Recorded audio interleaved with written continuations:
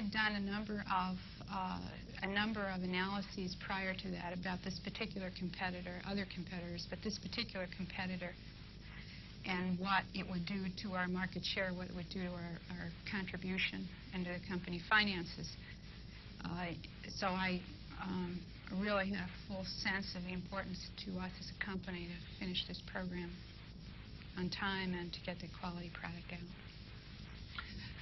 How did you convey it to them in a way that they got energized? You mentioned that you showed them the numbers, but what else did you do that helped them see what was happening?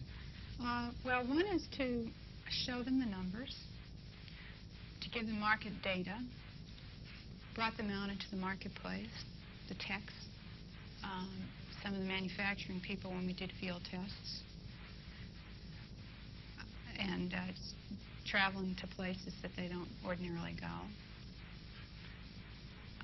The CEO's presence at reviews or stopping in the lab on Saturday morning, it's a dramatic impact. They get a lot of feedback from the marketing people. Bringing in the marketing people to have a thank you to some of the people in the factory in the next couple of weeks. Just that constant keeping in front of people why they're doing things, I think, is terribly important. I think personal presence is terribly important too, which is why I asked the CEO to stop in now and again. My personal presence is terribly important. I have 3 offices, and eventually corporate will catch up with me, I'm sure, but by then the product will be out and scaled up. I have an office in marketing, I have an office in the lab, and I have an office here. And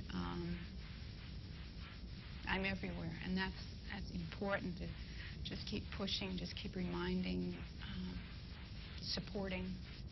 Tell me more about how you are present with the people. I go to key meetings, but more than that, I stop in. I stop in at the lab.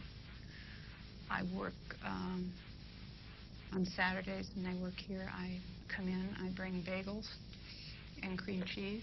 I always did that in the lab. I gave the bakery, actually, I gave them our film program announcement from Germany and said this program was run entirely on bagels. On Saturday, I bring in bagels and cream cheese, go to a production meeting,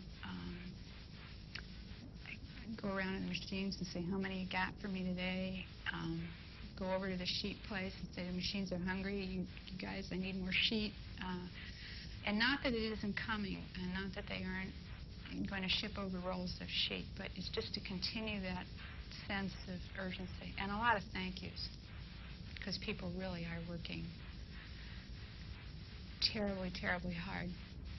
The other thing is just the way that one interacts with folks. It's interacting not only with the CEO, but interacting with operators.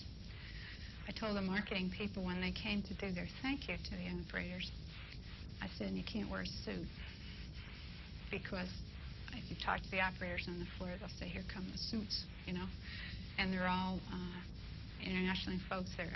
International marketing folks are all kind of slick, and they're all suited up. I said, when you come, you wear a sweater, and I don't wear heels when I come out here.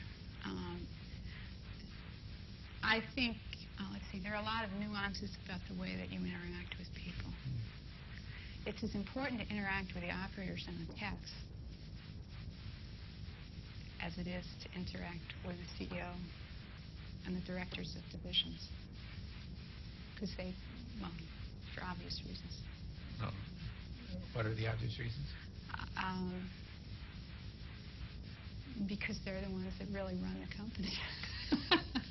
It's one of those not very well kept secrets, and they're the ones that really check the machines. They're the ones that will tell you they're not sure about the quality of a particular component, and oftentimes they're right.